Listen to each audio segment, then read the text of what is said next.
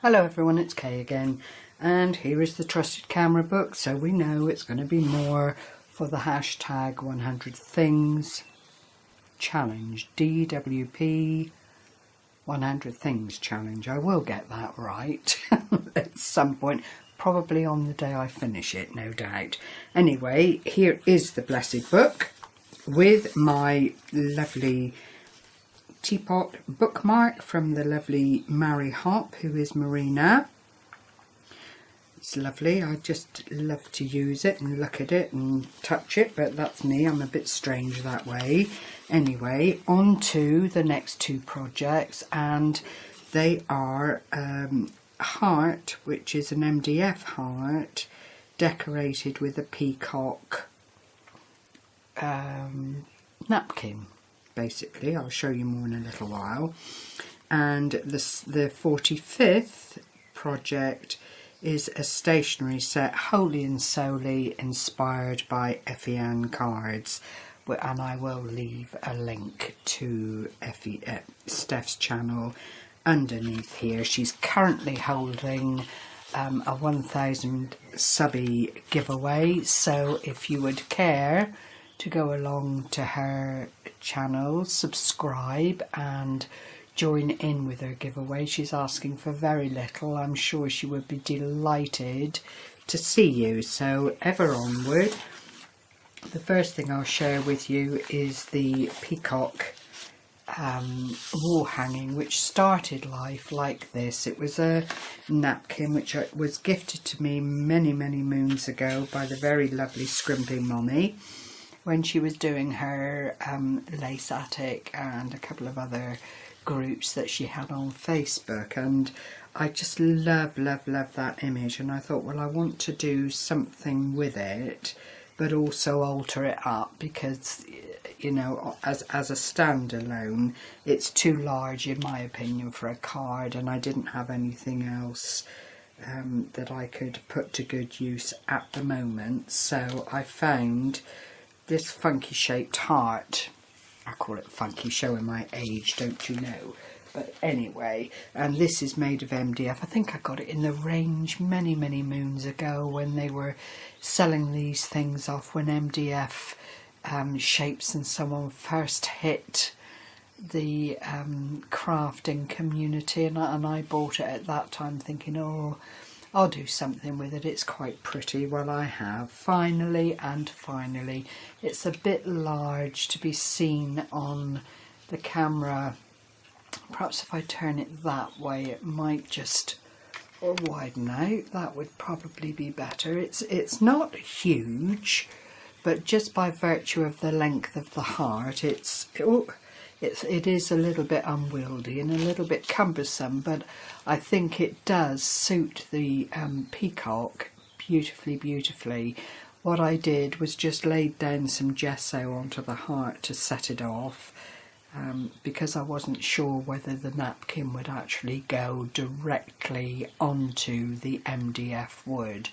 And then I separated out the napkin and laid that down once the gesso was dry with some ordinary PVA glue, and it's stuck there. I didn't want it to be flat, I wanted it to be dimensional, so I didn't struggle to remove any of the creases or anything like that. It is meant to be wholly and solely a look of feathers and movement and prettiness. I then allowed that to dry and went on to utilise these lovely flowers, paper flowers that I bought from Lemon Crafts a good while ago, and I bought them with their Forget-Me-Not range, and they are just ideal for this. They're actually blending with the colours within the peacock as it stands. I've used a couple of these tiny little MDF butterflies. I've not bothered to emboss them or anything like that. I've just put some of the Mod Podge over the top so that the natural colour in the MDF has come through and is shiny. A couple of the little white roses that I've been using lots and lots, and I just inked them up on the Distress ink pad and then finally found a couple of these little floral doodads down here with the gem in, just to add to the overall glisten and sheen of the Mod Podge. And then I found something that I haven't used again in such a long time, and it was glamour dust. So I just sprinkled some of that into my hand whilst the Mod Podge was still a little bit damp, and sprinkled it like salt and pepper over aspects of the tag. But I think it's showing. It's not huge, it's not meant to be detracting from the beautiful peacock and its feathers and colours, but I did want that little bit of something just to lift it up out of the ordinary. And then I finally used a word bead beauty, because I do believe peacocks are stunning, especially when their plumage is out and they're strutting their stuff.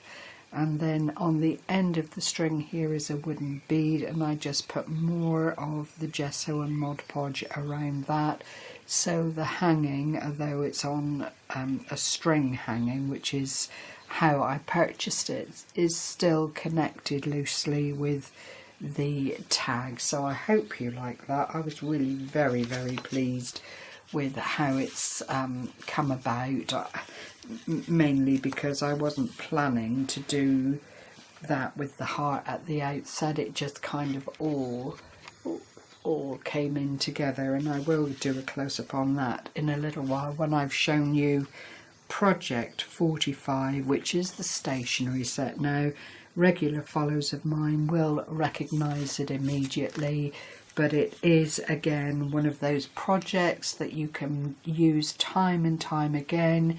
You can alter as much as you like, and it's one of those seasonal things or occasions things that will come in very useful, and indeed as a stocking filler or a filler in a rack. And it's the stationery set, which again I have made before, but I've used double layer of card this time, and this is the 300 GSM, and I've run it through both pieces through my butterfly embossing folder. I've then utilised some flat back pearls here, some tiny little butterflies to decorate the front. This element here is key to what is going on inside. I've inked around the edges with the moss green card very lightly, and that's just to tie in the ribbon that I've used on the spine of the stationery set. I have deliberately put the ribbon of the spine further down onto the project because I think that looks quite effective in its own right.